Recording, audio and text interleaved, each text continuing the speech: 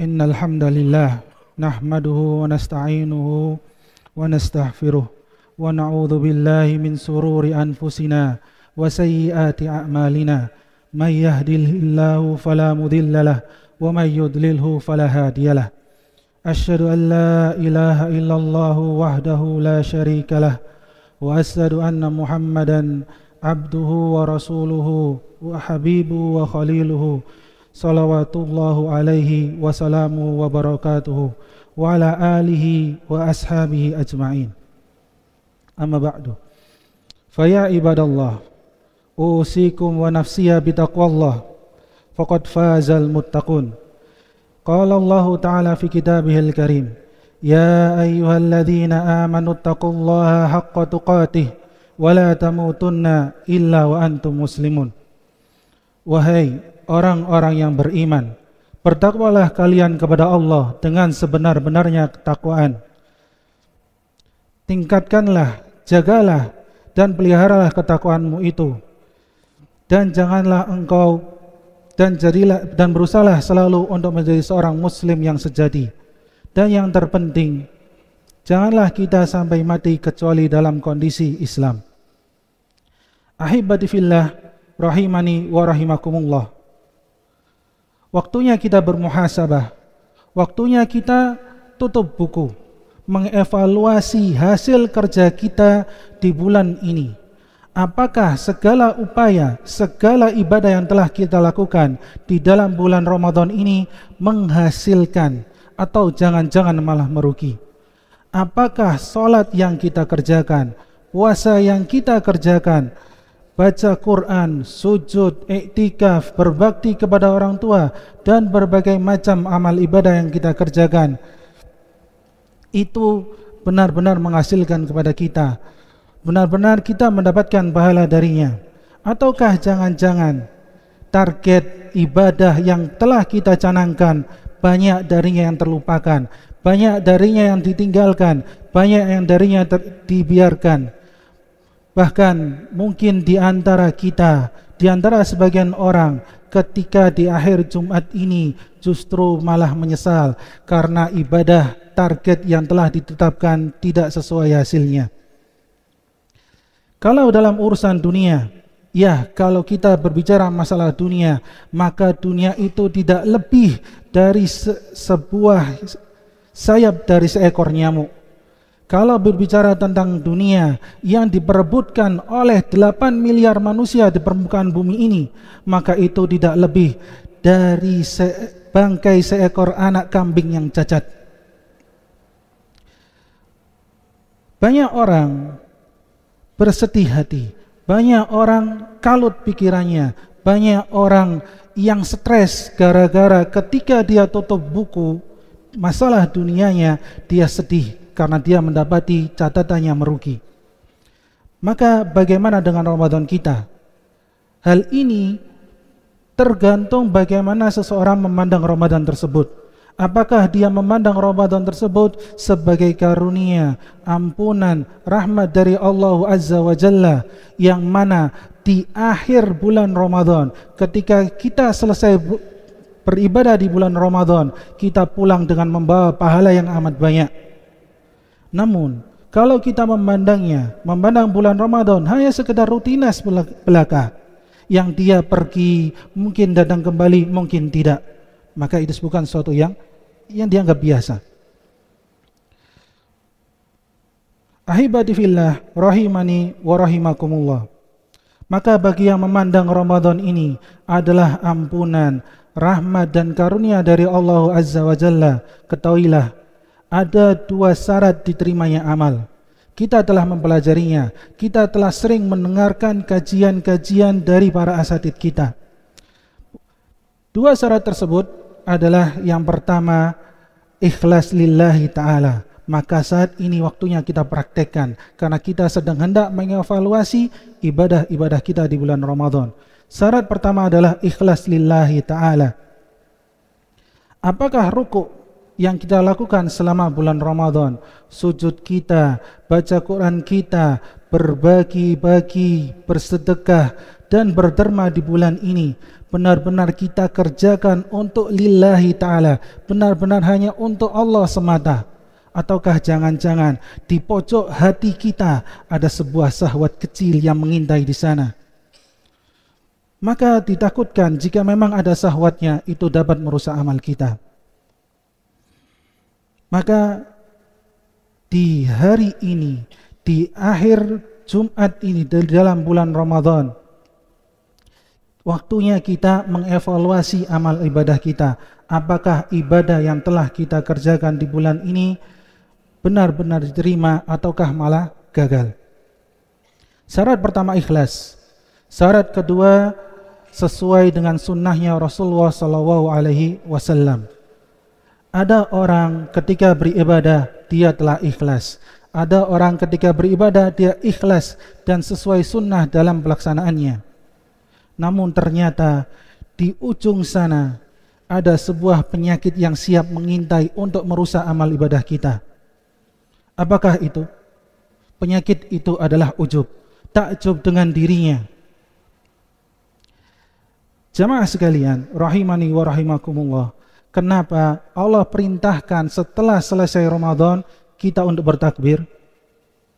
Karena agar kita sadar, sebesar apapun perjuangan kita, kecil di hadapan Allahu Akbar. Sebanyak apapun usaha, upaya yang dilakukan oleh seseorang, sebanyak apapun sedekah yang dia keluarkan, itu tetap kecil di hadapan Allah Azza wa Jal. Allah berfirman, walitukmilul iddata walitukabbirullaha ala ma hadakum wa la'allakum tashkurun, agar kalian menyelesaikan bilangan bulan Ramadan ini, dan beberapa hari lagi Ramadan akan berpisah dengan kita. Tamu agung itu akan pergi dari kita. Maka setelah selesai, habis itu apa? Nukabbirullah, kita agungkan Allah, kita besarkan Allah Ta'ala. Maka jangan pernah seseorang merasa besar, merasa hebat tatkala kita ini hanya tercipta dari air mani yang hina. Jangan merasa seseorang telah berbuat banyak, melakukan ibadah beraneka ragamnya, namun tatkala semua itu, amal ibadah kita tadi tidak lepas dari karunia Allah Azza wa Jalla. Sehingga seorang hamba ketika mengetahui hal ini, sudah selayaknya dia merasa kecil di hadapan penciptanya. Karena dia memang kecil jika dibandingkan masjid ini, kita kecil sekali. Apalagi jika kita dibandingkan dengan gunung yang terlihat oleh mata, maka kita tidak terlihat di mana letak kita dari gunung itu. Apalagi jika kita bandingkan diri ini dengan makhluk, salah satu makhluk Allah yang terbesar, langit, maka kita bagaikan debu-debu yang tak terlihat. Maka bagaimana seorang hamba bisa bertakjub dengan dirinya? Bagaimana seorang hamba bisa merasa besar padahal dia sekecil itu?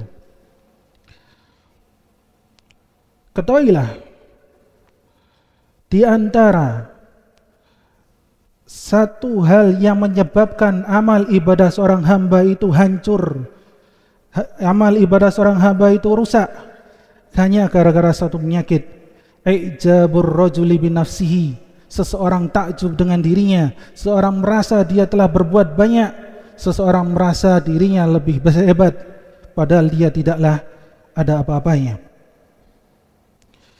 Walaula fadlullahi alaikum wa rahmatuhu ma zaka minkum min ahadin abada.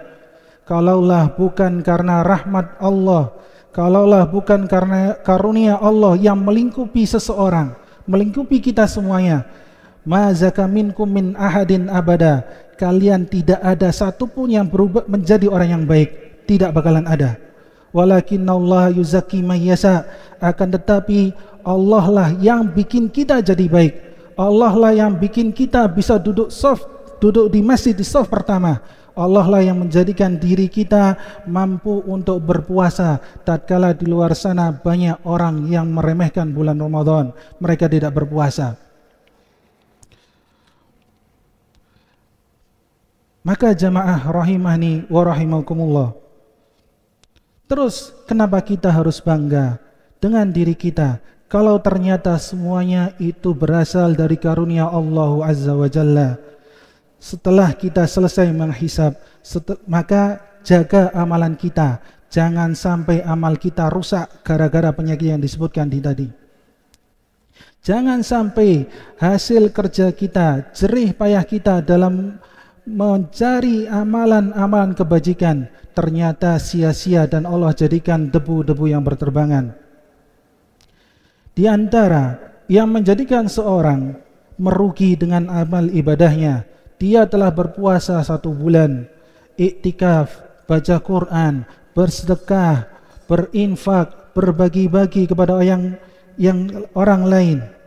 Tahu-tahu di hari kiamat dia dapati amal ibadahnya hilang, tidak tersisa. Dia dapati amal ibadahnya kosong, tidak ada isinya. Itu semua gara-gara apa? Kezaliman yang dia lakukan kepada makhluknya Allah, kezaliman yang dia lakukan kepada manusia yang lain. Nabi Muhammad SAW bersabda, "Atadruna manil muflis?" Tahukah kalian siapa itu orang yang pailit? Siapa itukah orang yang dikatakan bangkrut? Maka para sahabat berkata, "Al-muflisu fina ma la dirhama lahu wala mata." Kalau bicara orang yang pailit, kalau bicara orang yang bangkrut ya Rasulullah, di sisi kami itu adalah orang yang tidak memiliki cash dan aset. Ya, orang pailit di dunia, orang bangkrut di dunia itu yang dia tidak memiliki cash dan tidak memiliki aset. Namun Rasulullah SAW di sini ingin menjelaskan kepada para sahabatnya, beliau ingin menjelaskan kepada umatnya bahwasanya nanti ada satu waktu yang satu harinya sama dengan 1000 tahun menurut perhitungan manusia. Maka Rasulullah SAW bersabda, Innal muflis min ummati ya'ti yaumal qiyamah. Sesungguhnya orang yang pailit, sesungguhnya orang yang bangkrut itu datang di hari kiamat bisolatin wasiyamin wazakatin. Dia membawa pahala yang sangat banyak. Dan kita kalau melihat dari redaksi yang disampaikan oleh Rasulullah SAW di sini, orang ini orang yang soleh. Orang ini orang yang rajin ibadah. Karena ketika dia datang di hadapan Allah Ta'ala di hari kiamat, dia membawa pahala yang amat banyak. Bukan cuma sholat saja, tapi dia juga bawa pahala puasa, dan dia juga bawa pahala zakatnya. Dan kita tahu, seperti yang dijelaskan di awal tadi, syarat diterimanya ibadah seseorang ada 2. Ketika dia datang di akhirat membawa pahala yang banyak, berarti dia telah beribadah ikhlas lillahi ta'ala. Ketika dia beribadah benar-benar sesuai dengan tuntunan Rasulullah SAW. Bisa jadi orang yang diceritakan oleh Rasulullah SAW di sini, yaitu orang yang dia selalu shaf pertama di masjid, dan dia tidak cukup di sini, bahkan dia menambahkan dengan salat sunnah yang lain.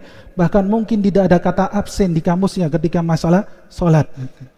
Dan dia orang yang tekun ibadah, bukan hanya salatnya yang dia jaga, tapi dia juga menjaga puasanya. Bahkan mungkin puasa Ramadan dia lakukan dengan ditambah puasa 6 hari di bulan Syawal, dan ditambah dengan puasa-puasa sunnah yang lain.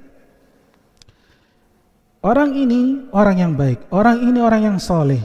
Dan dilihat dari hartanya telah bersih karena dia telah mengeluarkan zakatnya. Tapi kata Nabi Muhammad SAW, orang ini ada masalah. Orang ini ada sesuatu yang mengganjal.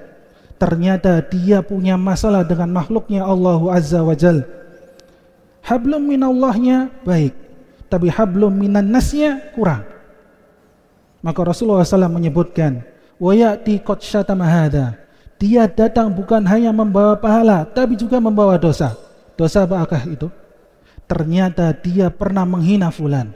Ternyata dia pernah mengejek fulan. Ternyata dia pernah membuli fulan. Berhenti sini? Tidak. Wa qad fahada. Bahkan dia pernah menuduh orang lain berzina.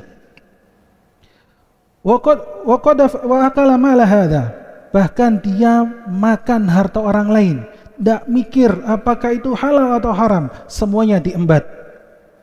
Bagaimana sebagian dari manusia itu sabar sekali dalam melakukan ketaatan kepada Allah, namun dia tidak sabar dalam meninggalkan dosa, meninggalkan yang haram. Ya, dia orang yang taat, dia orang yang soleh, tapi maksiat tetap jalan. Orang ini makan hartanya orang lain.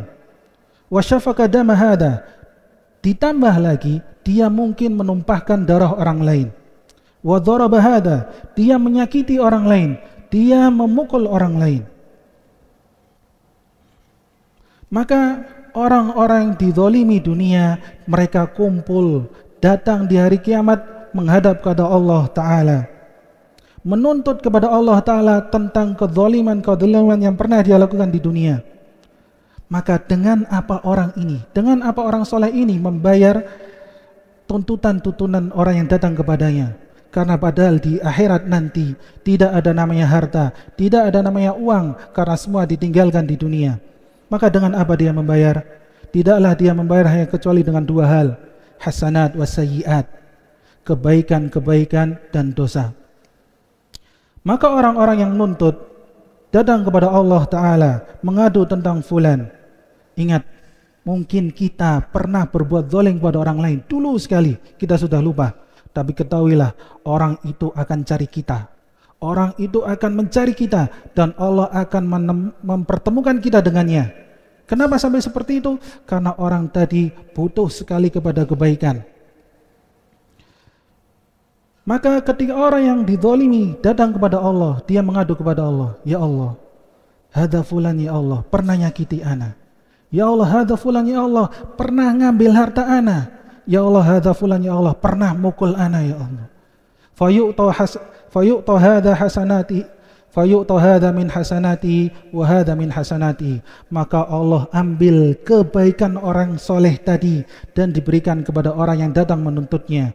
Datang orang lain lagi untuk menuntut dia, maka Allah berikan kebaikan kepada orang lain tadi. Fa'in faniyat hasanatuhu, maka tatkala seluruh kebaikannya habis. Maka di sini ya, jamaah sekalian, kondisi manusia bermacam-macam.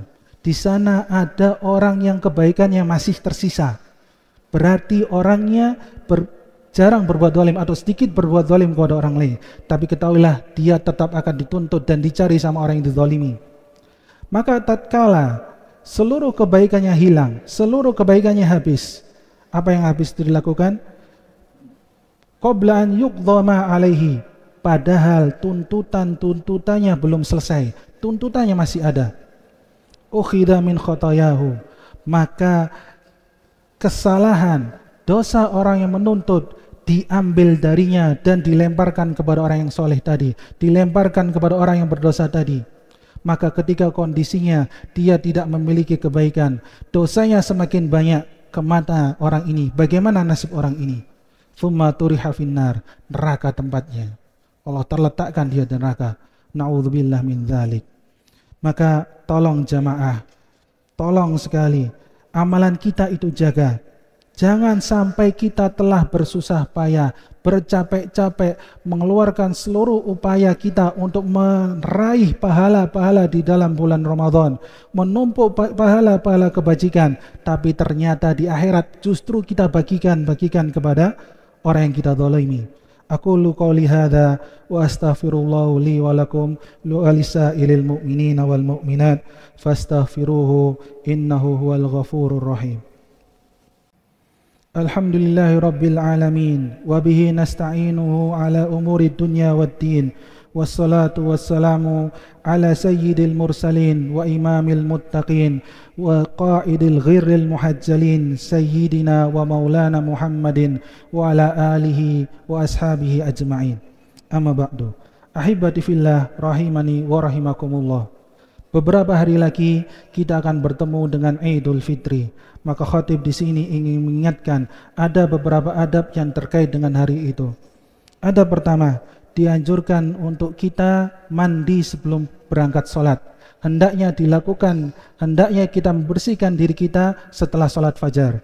Namun, misalnya kita tidak bisa membersihkan diri, tidak bisa mandi sebelum fajar, setelah fajar, maka boleh dilakukan sebelum fajar.